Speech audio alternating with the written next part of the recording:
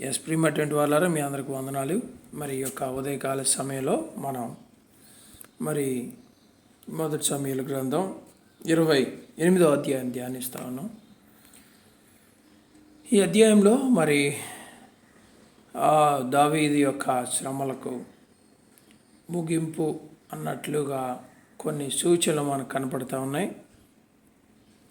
అయితే ఇంతకుముందే మనం నిన్నటి దినమున మనం చదువుకున్నట్లుగా అండ్ ధ్యానించుకున్నట్లుగా దావీదు దేవుని యొక్క ఉద్దేశంలో, దేవుని యొక్క చిత్తంలో ముందుకు వెళ్ళట్లేదు. తన సొంత ప్రయత్నంలో మరి దేవుని యొక్క ఆ యొద్ద విచారణ చేయకుండానే తాను మరి ఈ యొక్క ప్రాంతానికి, గాతు అనే ప్రాంతానికి అతను వెళ్ళినట్టుగా మనం చూస్తాం. గాతులో ఉన్నటువంటి ఆకీషు అనే అతను రాజు యొద్దకు వెళ్ళినట్టుగా మనం చూస్తాం. మరి ఈ గాతు రాజు దగ్గరనే ఉంటా ఉన్న టైంలో సౌలు యొక్క అనగా ఇజ్రాయేలీలకి అలాగే మరి ఫిలిస్తీన్లకి యుద్ధము ఆరంభమైన సమయంలో దావీదు ఎవరి పక్షాన ఉన్నాడు? ఇప్పుడు ఇజ్రాయేల్ పక్షాన లేడు, కానీ ఫిలిస్తీన్ల పక్షాన ఆకీషు రాజు యొద్ద ఉన్నాడు. ఈ ఆకీషు రాజు మరి దావీదుని ఒక బాడీ గార్డ్ లాగా,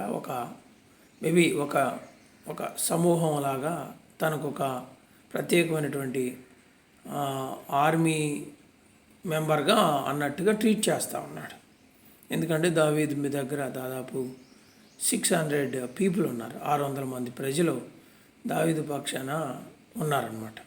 వీళ్ళందరూ చాలా బలవంతులు, ధైర్యవంతులు, మంచి యుద్ధం చేయగలిగిన వారు.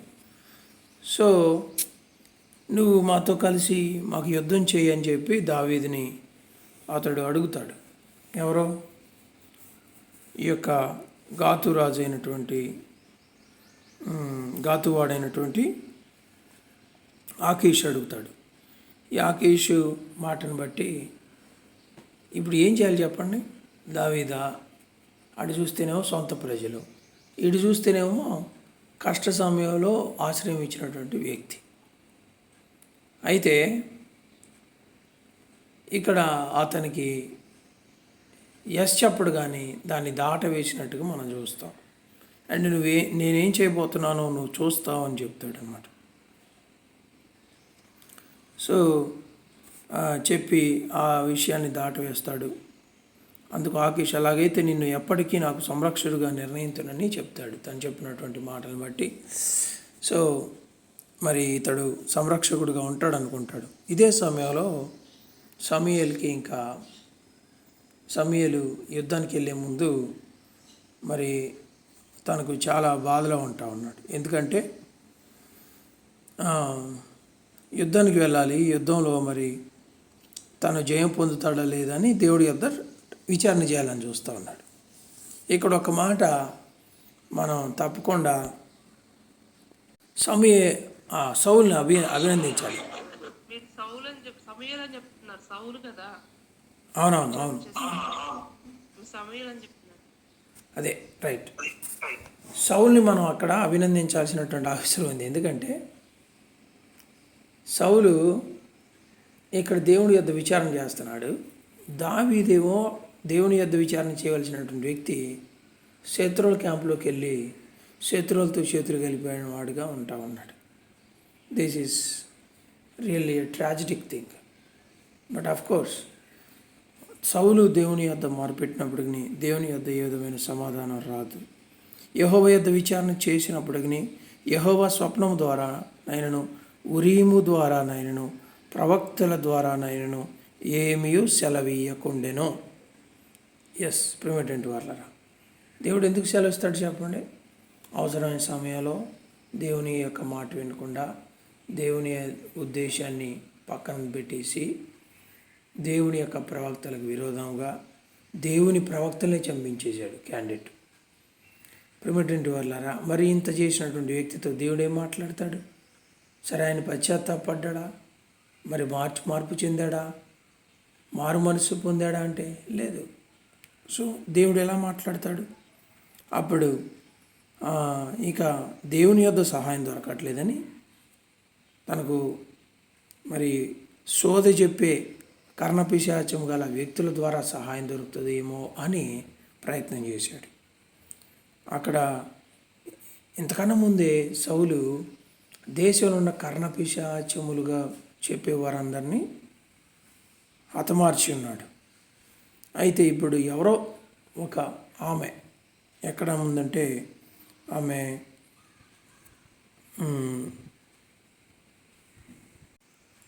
ఎక్కడండి ఎన్నో వచ్చిన కర్ణపిశం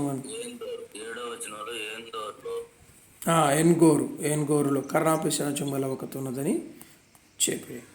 సో ఎప్పుడైతే ఈ సౌలు పలానా ఆమె దగ్గరికి పలానా ఆమె నా దగ్గరికి తీసుకురమ్మని చెబితే ఆమె భయపడిపోయి అసలు చెప్పాల్సింది చెప్పకుండా ఉంటుందేమని ఇతనే మారువేషం వేసుకొని ఆమె వద్దకు వెళ్తాడు. వెళ్ళి నా కొరకు విచారణ చేయమని అడుగుతాడు. అయితే నీ కొరకు విచారణ చేయడానికి నేను ఎవరిని రప్పించాలి అని ఆమె అడిగినప్పుడు సమూయేలుని రప్పించమని చెప్తాడు. అప్పుడు ఆమె మరి ఆ స్త్రీ సమూయేలు చూచినప్పుడు బిగ్గరగా కేక వేసి, నువ్వు సౌలువే, నువ్వు నన్ను ఎందుకు మోసపుచ్చుతావని సౌలుతో చెప్పగా. సో ఇక్కడ మన ప్రశ్న ఏంటంటే, మరి చెల్లంగి ఆమె కర్ణపిశాచ మంత్రములతో మరి పిలిస్తే పరలోకంలో ఉన్నటువంటి సమూయేలు భూమి మీదకు వచ్చి సమాధానం చెప్తాడా? అర్థమవుతుందా? పరలోకంలో దేవునితో ఉన్న సమూయేలు కర్ణపిశాచము గల వ్యక్తి మరి ఏదో వల్లిస్తూ పై సమూయేలు వచ్చి మాకు సమాధానం చెప్పు అంటే వచ్చి సమాధానం చెబుతాడా అనేది నా ప్రశ్న. చెప్పండి, ఏమై చెప్తారా? రారు అని చెప్తా ఉన్నా సిస్టర్. భూమి కింద నుండి వచ్చాడు, దేవతల్లో ఒకడు భూమిలో నుండి పైకి వచ్చుట. రైట్. ఇంకా ఎవరైనా నేనైతే నమ్ముతాను ఇతడు సమూయేలులాగా వాళ్ళకి కనబడతా ఉన్నాడు, కానీ is not a Samuel at all. So సమూయేలు ఏమాత్రము కాదని నేను అనుకుంటా ఉన్నాను. ఎందుకంటే I have been looking for Samuel. Okay, సమూయేలు కోసం ఎదురు చూస్తూ ఉన్నాను. నా మనసంతా సమూయేలు గురించి ఆలోచిస్తూ ఉంది. సో సమూయేలు లాగా వాళ్ళకి కనపడి ఉండొచ్చు. ఓకే, అండ్ అయితే ఇక్కడ ఏదైతే అతను చెప్పాడో, ఆ వ్యక్తి ఏమైతే చెప్పాడో అదే ఇక్కడ జరుగుతూ ఉంది. యూనో, ఆన్ బిహాఫ్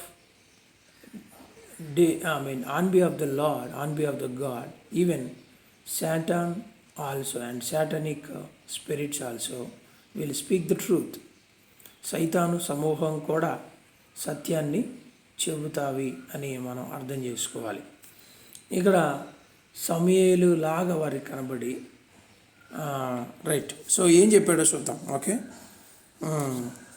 నేను బహుశ్రమలో ఉన్నాను, ఫిలిష్తీయులు నా మీదకు యుద్ధమునకు రాగా దేవుడు నన్ను ఎడబాసి ప్రవక్తల ద్వారానైనను స్వప్నముల ద్వారానైనను నాకేమీ సెలవీయక ఉన్నాడు. కాబట్టి నేను చేయవలసిన దాన్ని నాతో తెలియజెప్పుటకై నిన్ను పిలవనంపించి తిని అనెను.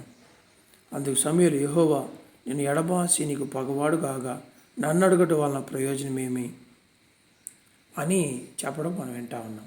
చూసారా?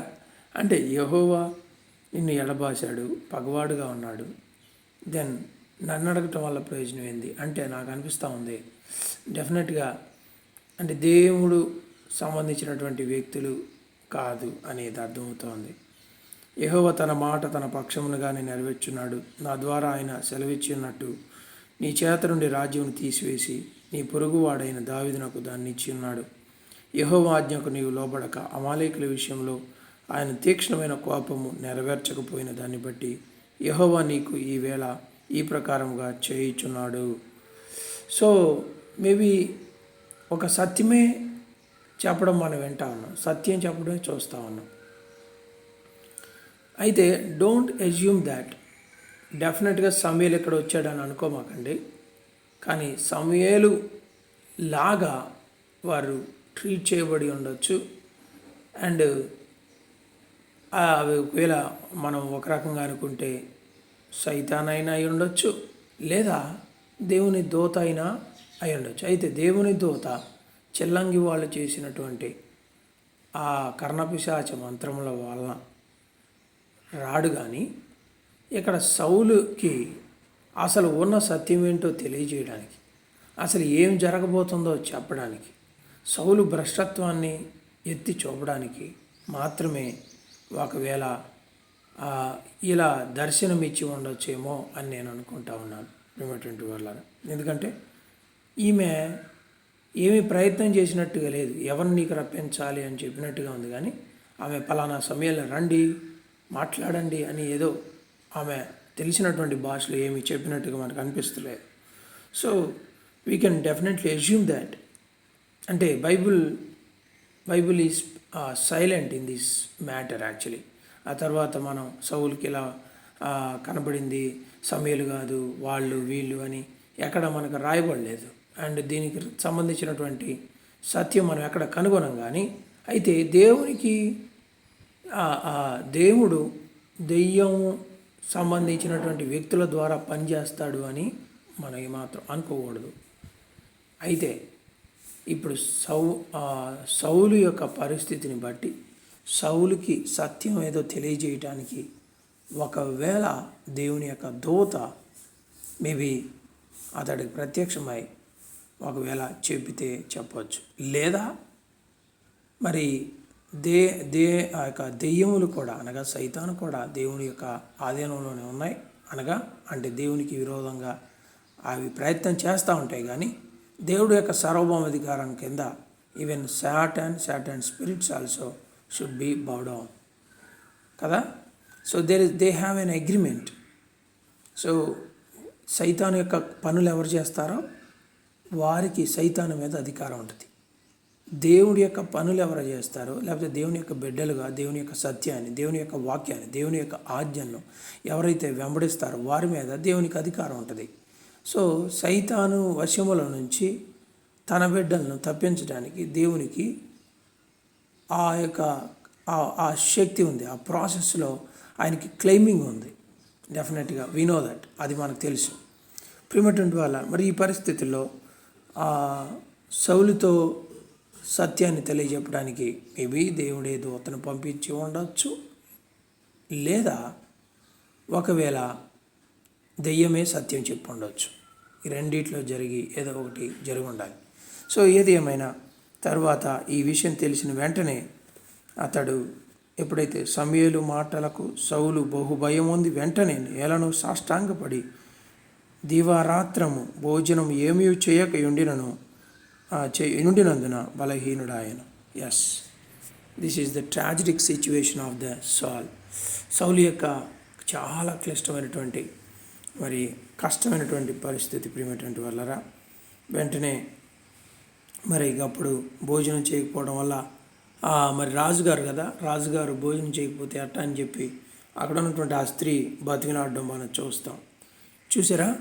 ఇక్కడ సౌలు పరిస్థితి ఎలా అయిపోయిందంటే, ఏ కర్ణపిశాచాలను కలిగిన వారిని, చెల్లంగి వారిని మరి ఆ దేశంలో ఉండకుండా తరిమేశాడో, చంపించాడో, వాళ్ళ పంచన వాళ్ళ దగ్గరే ఇప్పుడు సౌలు ప్రాధేయపడవలసిన పరిస్థితి. ఇప్పుడు ఆమె చెప్తా ఉంది, రాజుగారు మీరు అలా ఉంటే ఎలా అండి, మీరు భోజనం చేయకపోతే ఫెయింట్ అయిపోతారు, మీరు నీరసం అయిపోతారు, మీరు మరి మీకు మంచిది కాదు అని చెప్పి తనను బతిలాడుతూ ఉంటే అతని దగ్గర ఉన్నటువంటి సౌలు యొక్క సేవకులు కూడా ఆమెతో కలిసి అతన్ని బలవంతం చేసినప్పుడు కింద పడినోడు మరి నేలన ఉన్నాడు లేచి మంచం మీద కూర్చున్నాడని వింటా ఉన్నాం.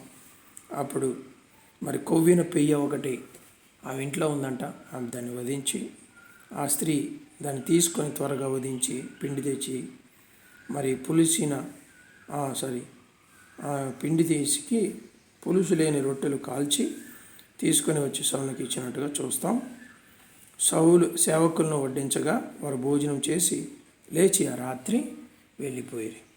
మేబీ అంటే 1 డే మొత్తం ఏమైనా ఉన్నారా, ఒక నైట్ మొత్తం ఉన్నారా, వీఆర్ నాట్ షూర్. సో ఫైనల్గా సౌలు మరి భోజనం చేసి వెళ్ళిపోతాడు. ప్రేమటంటి వాళ్ళారా, ఇక్కడ మనం తెలుసుకోవాల్సినటువంటి సత్యం ఏంటంటే, అక్కడ దావీదు రాజు ఏమో చేయాల్సిన పని చేయకుండా మరి శత్రువుల యొక్క క్యాంపులో ఉండిపోయాడు. శత్రువుల వర్షంలో శత్రువుల పక్షాన ఉండిపోయాడు. ఇజ్రాయెల్ పక్షాన పోరాడాల్సిన వ్యక్తి. ఇక్కడ సౌలేమో మరి అవసరమైన టైంలో ప్రాధేయపడకుండా, అవసరం కాని సమయంలో, దేవుడు ఎడవాసిన టైంలో దేవుడి యొద్ద ప్రాధేయపడినట్టుగా చూస్తాం. దేవుడు మాట మారదు.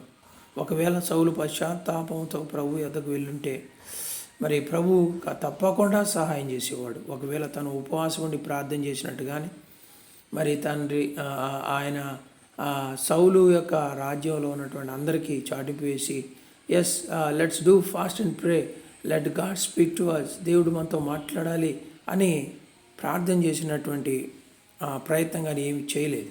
కానీ దానికి బదులు చిల్లంగి వాళ్ళ దగ్గరికి వెళ్ళినట్టుగా చూస్తాం. దేవుడి యొద్ద సహాయం రాకపోని పక్షంలో మరి ఎక్కడి నుండో మనకు సహాయం వస్తుందని మనం ఆలోచన చేయడం మంచిది కాదు. ప్రిమేటెంట్ వాళ్ళు చాలామంది ఏం చేస్తారంటే, so God is not helping us, then let's do something else, ఏదో చేద్దాం, ఏదో ఒకవేళ ఆ ఇంట్లో అది చేద్దాం, ఈ ఇంట్లో ఇది చేద్దాం, లేకపోతే ఇట్లా పెడదాం, అట్లా పెడదాం, ఇవి మొక్కుకుందాం, ఆ మొక్కుకుందాం, అట్టే ఏమన్నా మేలు జరిగిద్దామని చాలామంది దేవుణ్ణి వదిలేసేసి మరి తప్పు మార్గాల్లోనికి వెళ్ళటం నేను కొంతమందిని చూశాను. You know, when you forsake the lord, దేవుని వదిలేసి లోకాన్ని మరి దేవుడు కానటువంటి శక్తిని నువ్వు ఆధారపడితే నీకు దేవుని యొద్ద నుండి సహాయం దొరుకుతుందా చెప్పండి? దేవుడే సహాయం చేయని ఎడల, మంచి చేసేవాడే నీకు మంచి చేయని పక్షంలో అసలు మంచే లేనటువంటి మరి పాపంతో నిండిపోయి, అబద్ధాలతో నిండిపోయి, మరి అపవిత్రతతో నిండిపోయి, మనుషుల్ని పాడు చేయటమే తన యొక్క ఎజెండా పెట్టుకున్నటువంటి సైతాను యొద్ద నుండి మనుషుడికి ఏమైనా హెల్ప్ దొరుకుతుందా చెప్పండి? No way, never. కాబట్టి ఈ విషయాన్ని గమనించుకొని ప్రిమేటెంట్ వాళ్ళారా, మరి సౌలు లాంటి ఆ దయనీయమైనటువంటి పరిస్థితి కానీ, దావీదు లాంటి ఇటువంటి ఒక రెస్పాన్సిబిలిటీ లేనటువంటి ఆ యొక్క నిస్సహాయ స్థితి కానీ మనకు ఉండినట్లు మనం ప్రభు వైపు చూద్దాం. ప్రభు మనకి సహాయం చేయనుగాక. ప్రార్థన చేసుకుందాం.